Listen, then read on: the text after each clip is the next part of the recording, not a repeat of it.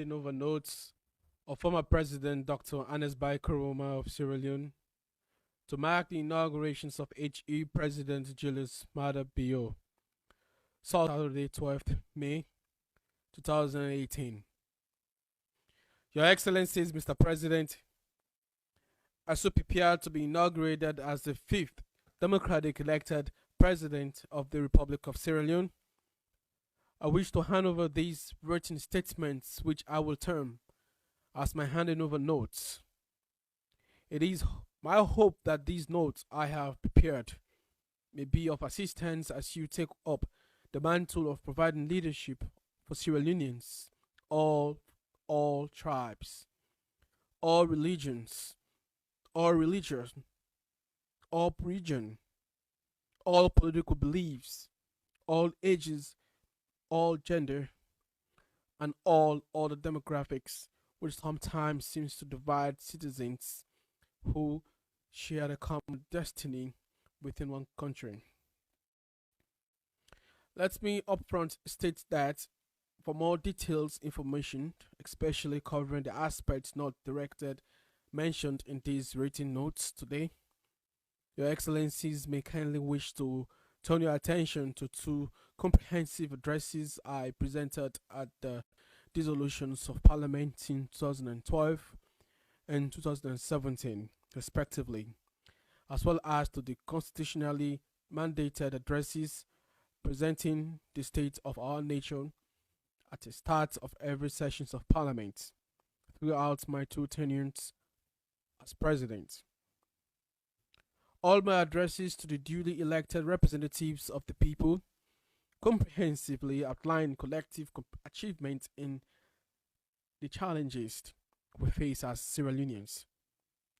Furthermore, many members of my government, including cabinet members, have prepared their comprehensive handing over notes, which they have already given to you, new team.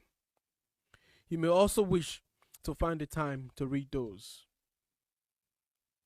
Your Excellencies, as we celebrate this third constitutional transfer of power, one democratically elected president to another, the event underscores our nation's commitments to preference for the rule of law and democracy. These notes therefore take full recognized of the need to continue to deepen our democratic credentials and smoothen the ongoing transitions process, especially in view of some prevailing circumstances which have unfolded against us after the recent keenly contested elections. Your Excellency, I want to commence my notes with reference to the Ebola outbreak and the contaminated collapse in price of our export like iron ore. The presidency under normal circumstances come with so many challenges. However, it is difficult to find the words to describe the depths of despair I faced as president of Sierra Leone during the Ebola crisis from 2014 to 2016. As compatriots, we went through a quantifiable human pains with massive social economic losses in all phases. An evil virus devastated the three countries in our sub-region basin. At the time, Sierra Leone had been described as almost the fastest growing economies in the world. Accordingly, Sierra Leone was the worst hit economically. Official World Bank data informs that the total impact of the Ebola crisis on Guinea, Liberia, and Sierra Leone was $2.8 billion. But Sierra Leone alone cost almost $2 billion. Guinea lost $600 million. Liberia lost $300 million. By Sierra Leone is because we had attracted much direct foreign investments, which all dissipated when the Ebola outbreak coincided with global fall in prices of our export commodities like iron ore.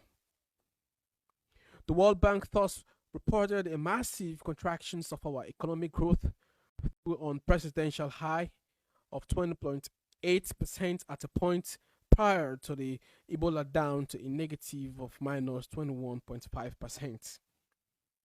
By the year 2015, these contractions in economic activities resulted in a massive decline in domestic revenue collections, and alongside the unbudgeted cost of imprehensively Ebola related expenditures, the situation created significant fiscal pressure. The drop in exports affected the exchange rates, which depreciated massively as we were not exporting. Our inability to export as expected caused serious depressions in Sierra Leone exchange rates of up to a massive 30% in 2016. Your Excellency, as we manage a depressed economy in a country totally brought down to its knees, with hope being our only commodity, it was our responsibility to not only fight Ebola but to also fight the additional burden of poverty it brought on our people. We had taken the strategic decisions in the interest of lessening the burdens of poverty on citizenry, confused by an attack on everything we held dear.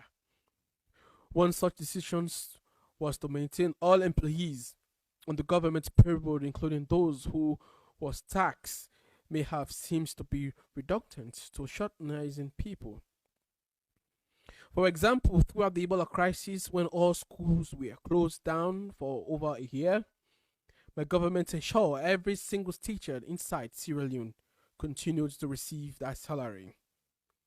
And one time, however, whilst we were able to pay the take-home salaries, the reality is that because of the severe depressed revenue collection, government was simply unavailable to as well to pay social security monthly payments to NACIT for all government employees. So, a sum which regularly calculated as a debt owed to NACIT. So it was that during and as a result of the Ebola crisis, significant arrears became owned by government to NACIT.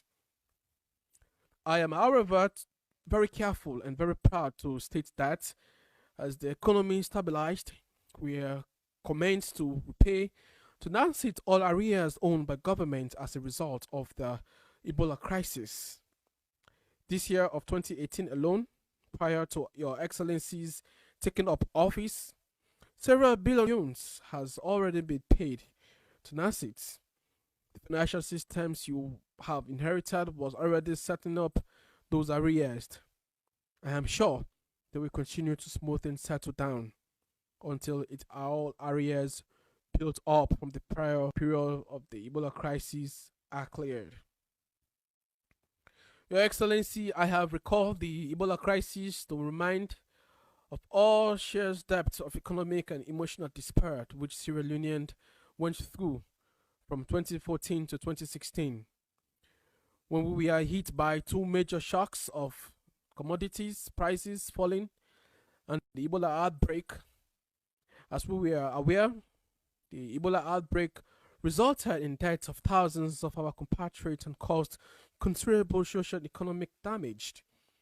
It stopped our people from providing the usual family support to their loved ones, preventing them from paying last respect to deceased persons, buried us from even shaking hands, from doing many other things our culture and traditions taught us.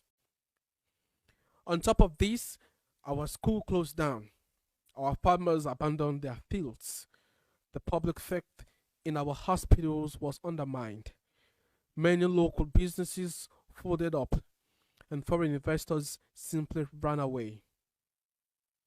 Your Excellency, in the midst of such a depressed economy, my government had to keep the country running.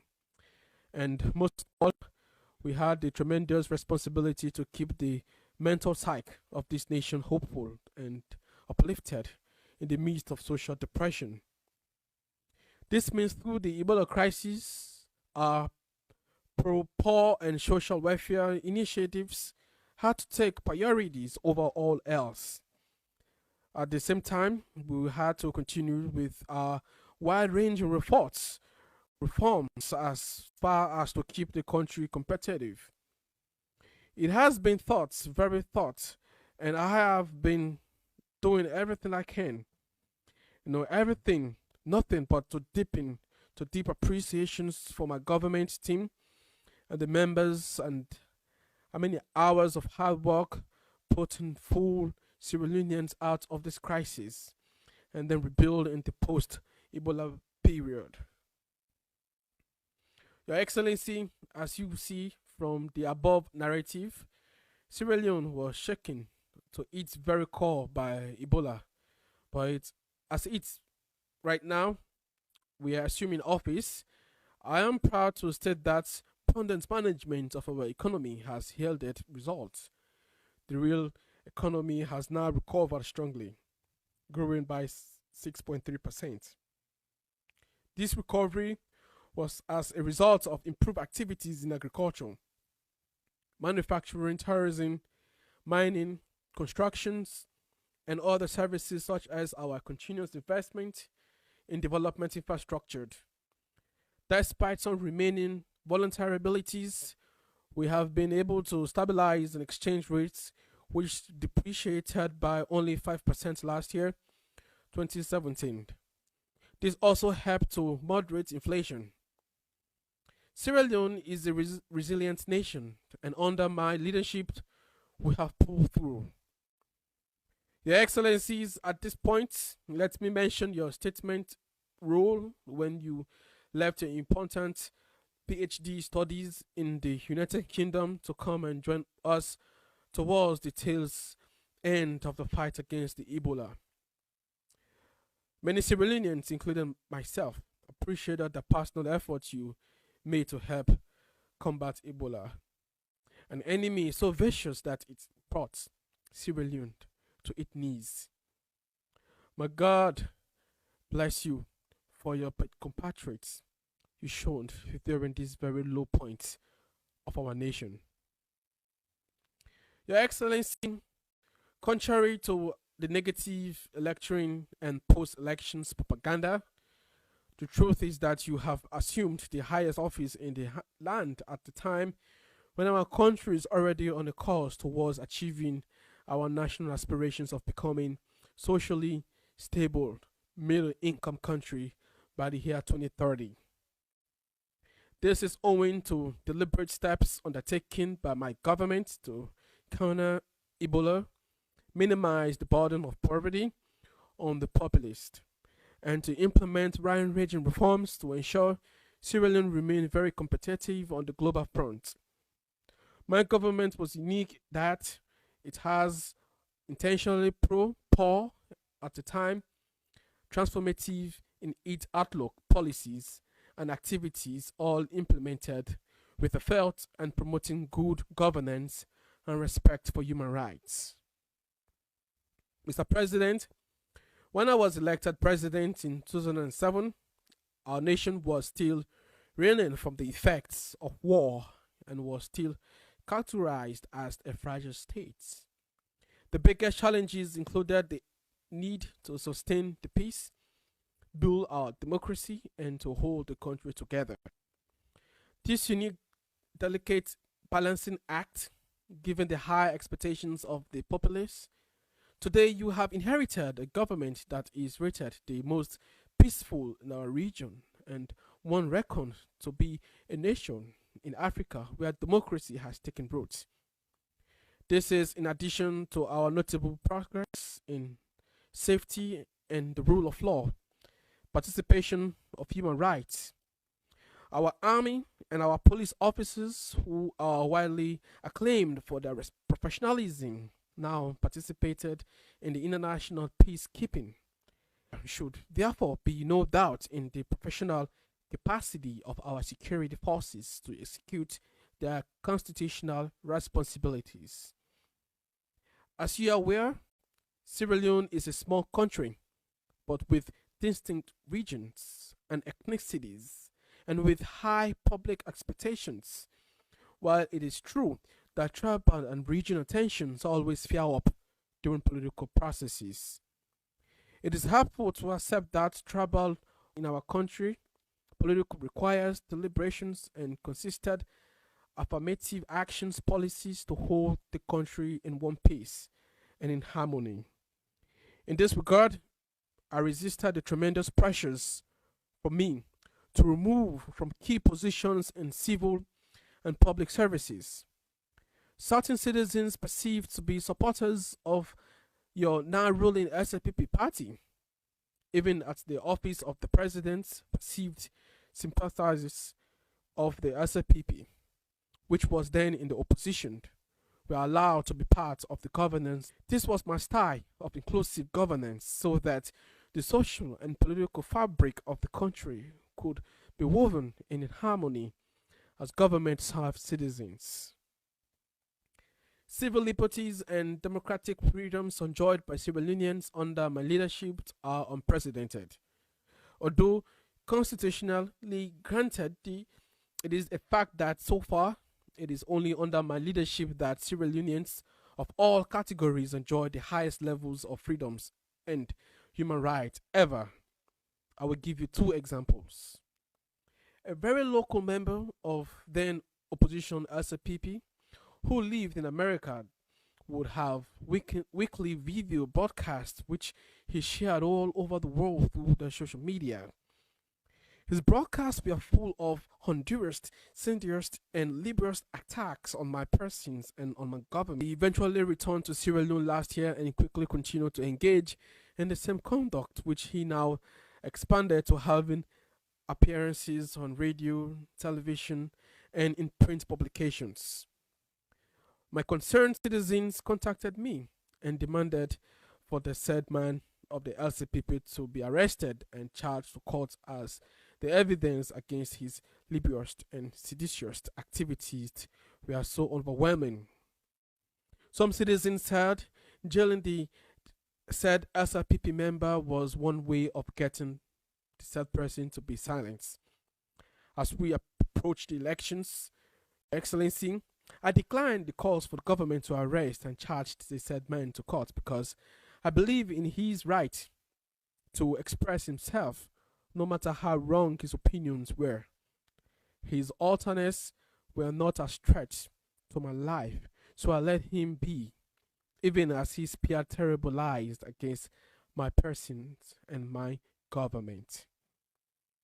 The second example is that, again, of a member of the SLPP opposition in London who was recorded on video publicly threatening of plans to wage war inside the city of Freetown during the 2018 elections. The alarming threats recorded on the video were brought to my attention with a request for government to arrest him when he arrived on our shores. Indeed, on his arrival in the country 1 month back, his presence was brought to my attention with a demand from one quarters for the man to be arrested. Again, I refused for my government to do anything which may have been interpreted as intimidating him from his rights. Rather, the intelligences and security agencies were urged to scale up monitoring of all such concerned persons suspected of having planned to derail the peace. Throughout my tenure, we did not hold our political prisoners or prisoners of concerns, and my government put moratoriums on capital judgments.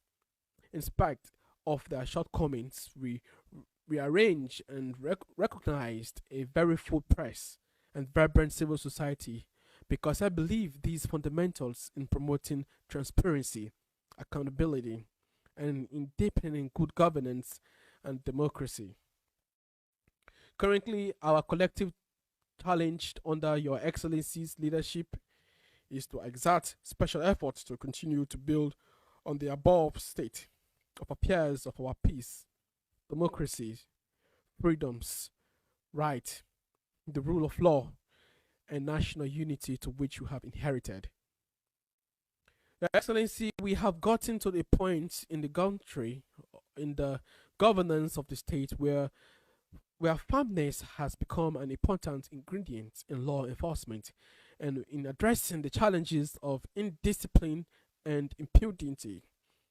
My government has effectively significant reforms in the justice sector, restored judiciary administrations to all districts, which resilient and magistrates, and provided legal safety net for all citizens throughout the formation of the Legal Aid Board. A more comprehensive report on our stripes in this sector can be found on my various addresses to Parliament. Although we have become more liberal as the world modernized, the All People Congress (APC), the party on whose ticket I got elected in 2007 and in 2012, was founded on a platform of socialism.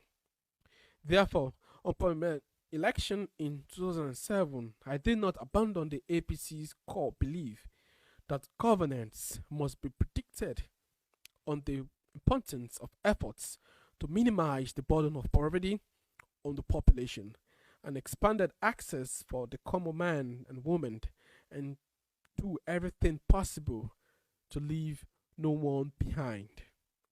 Against the above foundations and much to the displeasures of some of our valued development partners, my government refused to end government subsidies in various sectors.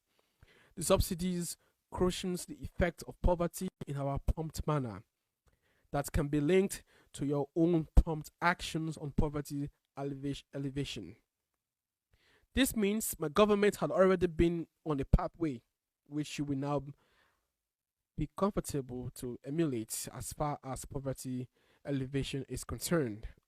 For my government, we are willing to incur the wrath of some of our key partners than comprises of our obligations to reduce the state poverty we inherited our citizens to be in. Some of these subsidies indeed created a burden of budget. So, in addition to the criteria financial obligations required to maintain the peace and stability, such as recruiting and maintaining the officers and men of police and military, prisoners, prisons, firefighters, and of course the civil service, including teachers and healthcare workers, we had to as well absorb the fiscal cost of subsidizing tuition fees at all levels from primary schools through to universities subsidies. Our farmers with cash grants, seedlings and fertilizers, subsidies, healthcare services, including many successful flagships, free healthcare for pregnant women, lactating mothers, and children under 5 years, subsidies. Subsidizing electricity so that it was not only the rich and affluent who could enjoy reliable electricity, but those in lower social fabrics as well. Subsidizing participations in national and international sporting events as to uplift the cycle of citizens. Subsidizing the cost of fuel was to keep the cost of living within the reasonable levels for citizens already struggling in the country that was first post war and now lately post Ebola. Subsidies in public transportations in such a manner that government buses could travel to and from all major towns of Sierra Leone, and buses route within the capital city of Freetown had buses running at heavily subsidized fare, especially for school children. Every single one of these subsidies placed a huge burden on the economy, and there were calls for them to be discarded, but the effects effects of ending these subsidies will be vicious cycle of the poverty which could spiral the poor living conditions of our people in a downwards manner. Each subsidy we undertook had a distinct and tangible justifications. Your Excellency now has to take the decisions as to whether to continue to maintain the subsidies or electricity, fuel, rice, etc., or whether to remove them and send the citizens deeper into poverty. For my government, there was nothing to debate. We saw no reason to remove the subsidies, and we prefer to recall the route of development partners than place more burden on our poor citizens. For example, during the Ebola crisis, one measure to stop the spread of Ebola was to suspend schools throughout Sierra Leone. We suspended the schools, which meant no school fees were paid. However, government never stopped paying salaries to teachers, nor did we stop paying attention to our obligations to support educational activities. After Ebola, when school reopened, we further subsidized school fees in the immediate post-Ebola period because the government saw the need to cohesion to already heavy effect of poverty on parents. So we completely removed the burden of then having to raise funds to pay fees. In this way, our children continue to get educated and the parents could plow money for fees into other useful areas of poverty reduction in their lives. Sierra Leone is currently on only country in West Africa where the government automatically pays 70% of the university tuition fees for all its citizens so as to subsidize the cost of university education. In addition to subsidizing 70% of tuition fees, we also provide 100% food subsidies for various and other categories like schools from very poor families and female students accepted to study science subjects. In the midst of our effort to rebuild and reduce the burden of poverty on citizens, we continue reforming and continue being the most transparent government ever in the entire history of Sierra Leone. In 2007, when I took over as president from the late President Ahmed Tijan Kaba, may his soul rest in perfect peace, he publicly lamented in his handing over statement of how, and I quote, making the Auditor General reports available to the public before it had gone through the parliamentary scrutiny was something government could not tolerate.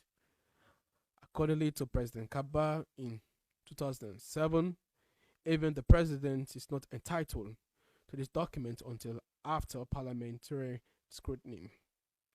However, I did not share his views and as far and firm believer in transparency and ensure under my dispensation the legal steps undertaken were taken so that as soon as the Auditor General handed the reports to Parliament, it was instantly made available to citizens.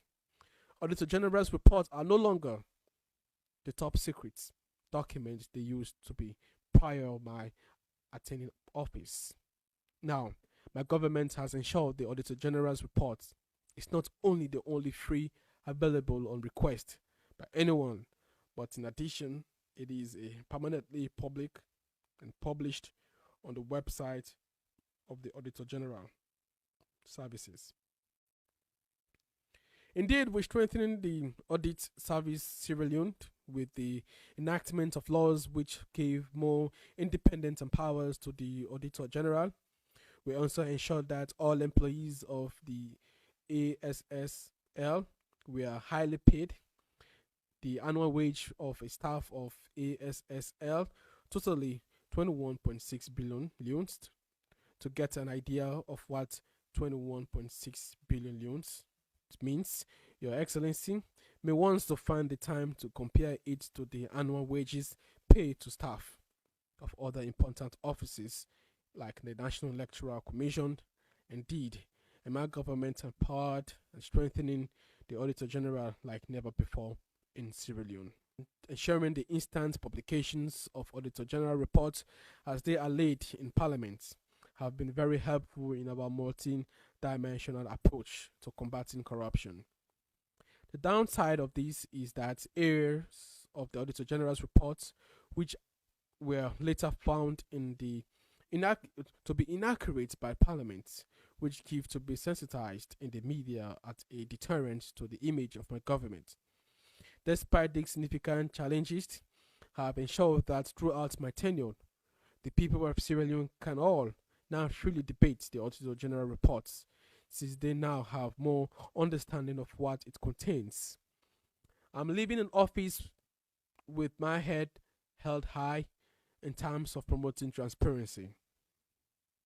I'm also proud to note on how we institutionalize transparency performance contracts across the MDAs, universities, colleges, and ensure the full and active participations of the media and civil society in analyzing performance of public officials. We're also strengthening the capacity and the participations of ordinary citizens in the budget preparation. Furthermore, we developed an area of public financial management reforms to ensure prudent, efficient, and effective and transparent management of public financial resources. For the first time, also, the mining sector transparency reported, disclosed, and disseminated information related to taxes and revenue of all payments.